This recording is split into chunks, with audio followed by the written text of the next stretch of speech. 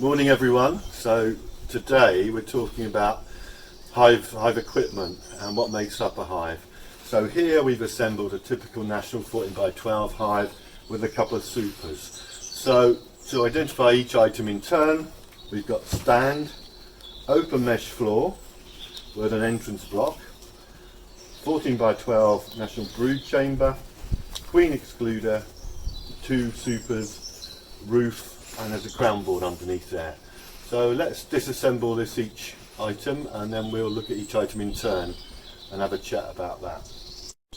Hi, so stand first of all.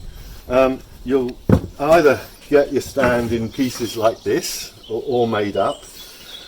These are some pieces I've got made myself from B&Q. Just went down, got the wood, told them what to cut, what length to cut it in. So what have we got? We've got two sides, a rear end, a landing board and legs. So just to quickly show you what it looks like on the table, you might have to look down on me for this before you screw it all together.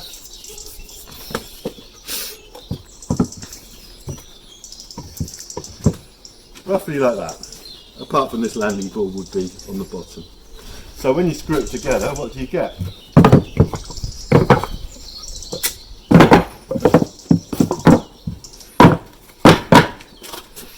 You get this. So that's about a reasonable height really for a hive. I don't think you want it much shorter than that at all because bees don't like damp. So if you've got it on grass or anywhere outside, if there's puddles of water that form, especially during the winter we last had, it needs to be a little bit of a way off the ground. If it's too short, you don't want to be bending down. This leg height seems to be about right, and I can give you the plans and measurements for this if you want me to. Open mesh floor. Now you'll normally get it assembled like this, it'll come pre-assembled. So what have we got? We've got an entrance block, and you can see that you can turn this different ways to allow a small entrance or a very large entrance, or you normally probably have it around that way. It looks nicer, same effect there. Or take it away completely to have no entrance. You can see the mesh. At one point beehives were solid floors, and when Varroa hit, everyone went to open mesh floors. So the idea is that the Varroa fall down from the hive and drop out the open mesh floor and don't stay inside the hive to cause more mischief. You will also get an inspection board, and a lot of people think, oh, I should leave that in the whole time then. No, because that defeats the object of the open mesh floor and the Varroa dropping out. So this is for inspection, or when directed perhaps by some Varroa treatments, you'd stick it in the hive, wait some number of days for a drop of Varroa and then measure it. Now as you see, it comes just like a wood finish, and that's quite hard to see the Varroa. So normally Allah, being the painter, paints it nice and white with some squares, and then if you have to count Varroa, you can count them one square at a time. And so this is the brood box. So this is the largest brood boxes out of the ones you've got. The supers are obviously smaller.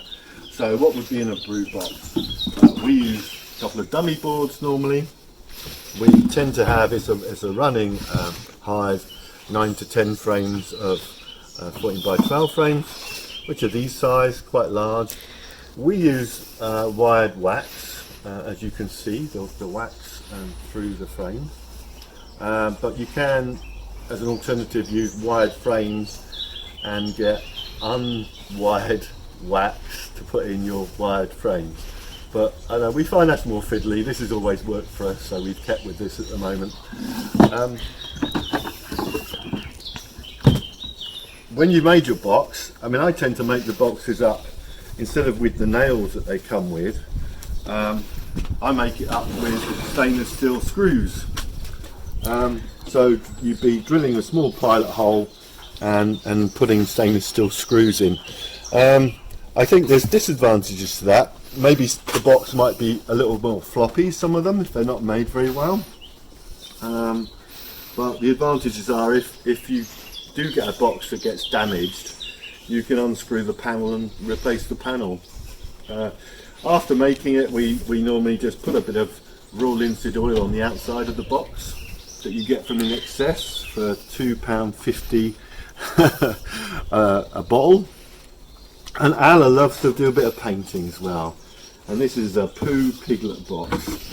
I'm sure they'd love to go inside this. And she has done it the correct way up this time, which is very good. Lovely Pooh Piglet pictures. So queen excluders. Now these wired frame queen excluders are the ones we prefer.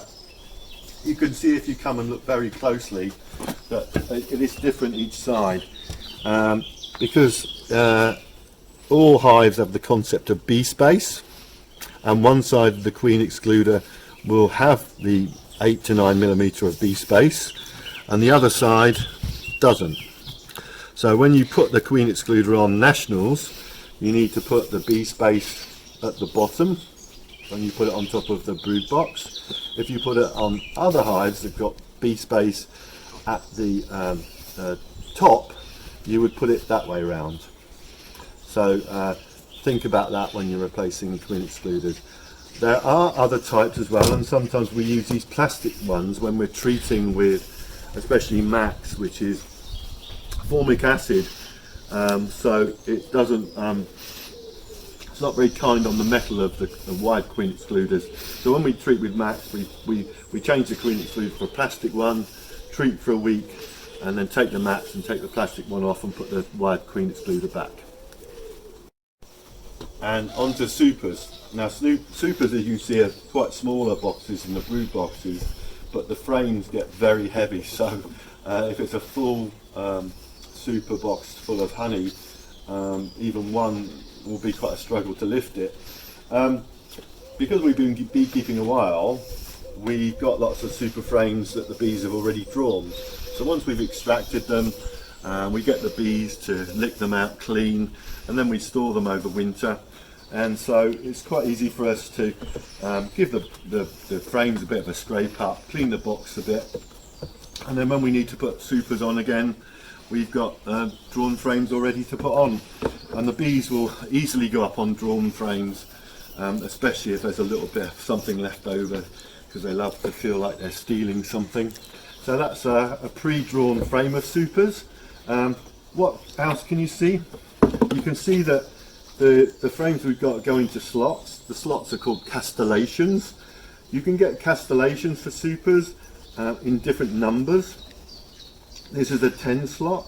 I know John, the bee farmer who was on the conference the other day, said that he uses 8 slot castellations. So his frames must be quite fat. And maybe we'll give the 8 frames a try one day. But I don't know, 10 suits us at the moment. New frames, if you're looking to have frames that you can cut into cut comb at the end of it, this is all you need. So make the frame up. Ala's very good at doing this. Make the frame up, a small starter strip of unwired wax, and to bind it to the frame, use some hot wax, just dribble it on there, and voila, you've made a super frame very quickly. If you're exhibiting at honey shows, a full frame of wax, at the moment they only allow a wide frame. Actually, it's very hard to tell. That's a non-wide frame, so that's one of these that the bees have drawn out very nicely, drawn out with quite large holes.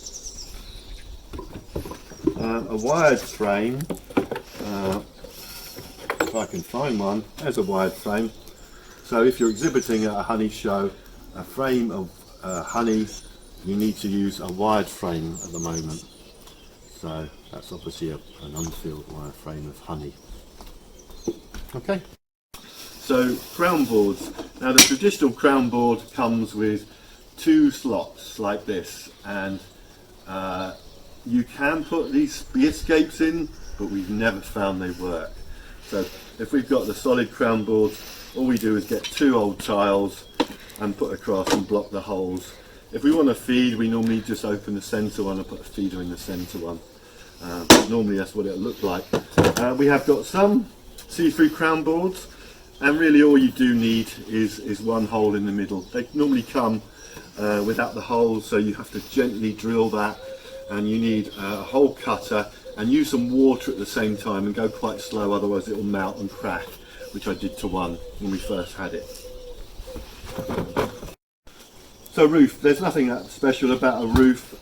It comes, if you get it flat packed with the metal already made up, you have to make up the 4 sides to make the roof and put the slats inside. And yet again, as all the boxes, once you've made it up, you nail the roof on, but yet again with all boxes, some linseed oil to help protect it. You can get, this is a shallow roof, you can get deeper roofs as well. I'm not sure the benefit of the deeper roofs, some people swear by them. Maybe in a harsher climate perhaps it may be good to have deep roofs, but I'm not really sure on that one. Other bits and bobs which are useful to have, this is an eek, so it's just really useful for if you're putting on top of normally the brood box, to give you a bit of space to maybe put a feeder on, a bit of treatment or something like that. So they're quite cheap to buy and quite useful. Yeah, again, a little bit of linseed oil on to finish it off. Now this is a clearing board. I said earlier when we were talking about the roofs that I don't like the little clearing widgets you put in the crown board because they never seem to work for us. But these clearing boards definitely do.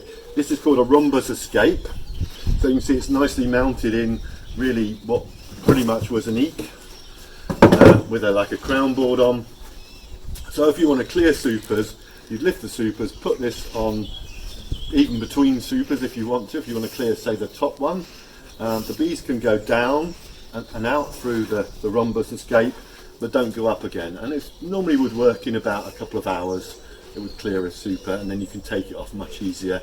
If you don't clear the super, you're talking about really lifting the frames, brushing the bees off with the feather, and running fast up and down the garden. So this makes it a lot easier. Another widget that's probably handy to have sometimes is a ventilation crown board, especially if you're transporting bees. You can pop this on at night before you close them off, well, in the day before you close them off, at night time to transport them the next day, and this helps vent the bees if you've got a long way to travel with them. Give them a bit more vent through the hive, otherwise they can get very hot in the car just going along. Right, now we're going to reassemble the hive, so start with the stand, and then we need the entrance block, the open mesh floor, an entrance block, open mesh floor, entrance block. We'll leave the entrance in small mode, and we don't need the inspection board at this time. And then we need brood box, brood chamber. Now, some people, when you put this on, you could, being national, you could put this on either way because it's square, but we prefer to put it on this way round, so you can get to the frames and inspect from either side. If I put it this way round, you can get to the frames from the back because you don't want to stand at the front where the bees are coming in and out. But as you have to get to these frames over here, you have to bend over further, which is a bit of a pain. So if you put it this way around, and we've never found it makes any difference, summer or winter, some people will say about winter or summer position, you can do this side, and then you can walk round, and you can do the other side. So that makes life a lot easier. Okay, so that's so we got stand, floor, and brood box. So next would be queen excluder. So as I spoke earlier, make sure you put the queen excluder on the right way up. So you've got the bee space at the top of the queen excluder. Because international, the bee space in the box is at the bottom. And then supers. What we tend to do, and you can do this with nationals because they're square, we alternate the position of the frames. So we don't put the frames all in a line because the bees tend to build wax all the way up which connects the frames, which it can make it difficult to disassemble the hive if it's really locked together. So if you can see, the frames in the brood box are running this way, so we wouldn't put the frames matching. We turn it around and put the frames perpendicular to each other. Some people don't bother with this, some people do. And yet again, if we put the second super on, we wouldn't put the frames running the same way. We put the frames, we turn the box and put it that way around. Okay, and then crown board. And in this instance, I'm going to put a see-through one on. I've got a small hole I need to cover, so I need one tile.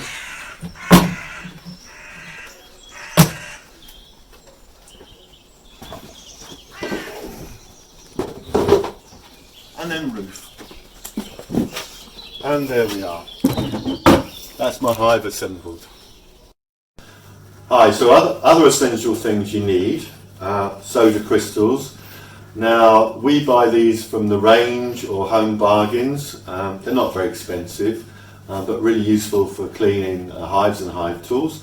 So we'll make up a soda solution to go with the hive tools for an inspection. So these, something like an old ice cream punnet is very good, old ice cream container. Put a little bit in the bottom, make a reasonable amount, add some normally warm water, mix it around, and then you've got a soda crystal solution to take with you to the hives. If you've got out apiaries, people use a big bucket with a sealant. So tools that we like to keep clean. This is a queen excluder cleaner. So because it's serrated like that, it can clean the wires very nicely. So give that a bit of a wipe. We have a nice metal scourer to keep things clean. This is Alla's little favourite tool for twiddling around in nooks and stuff like that, and reminds her how much she loves her Dave. As you can see, Alla and Dave love and bees. So that tends to be around with us as well for more delicate little pieces of work.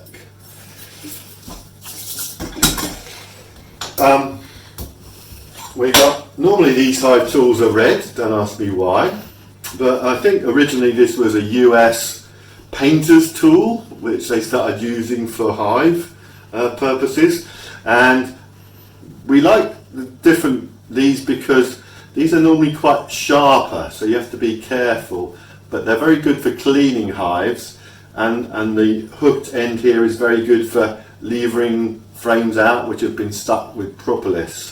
So we tend to use this less than the other one, but it's essential to keep clean as well and always have it around. The main hive tools we use are these type, and I don't know who invented this or where it came from.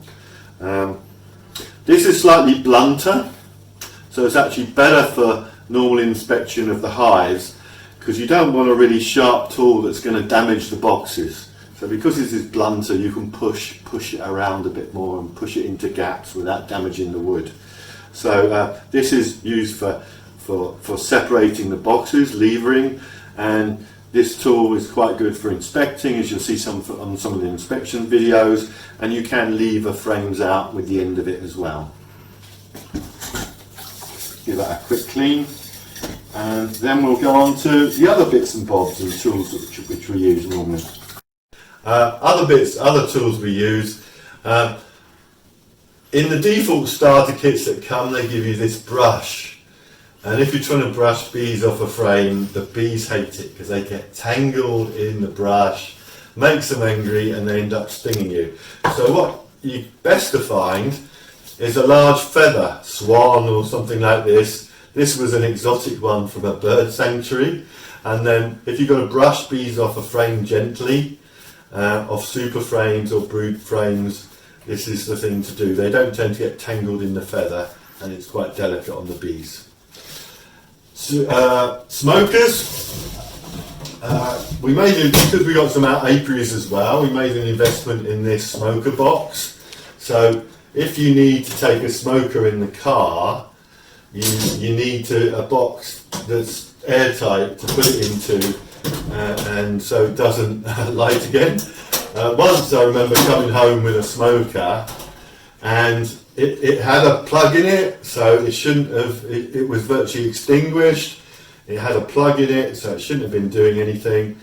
And after hours and hours, it suddenly lit again.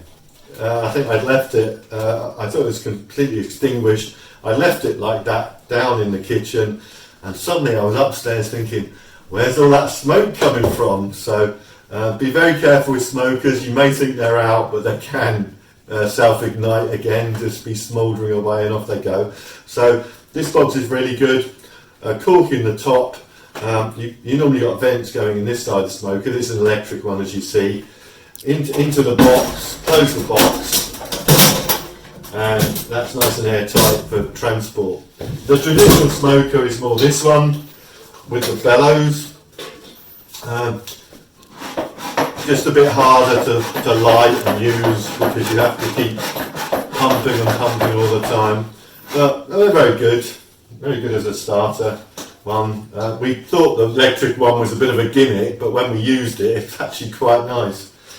What do we use in the smokers? We tend to use hemp, really.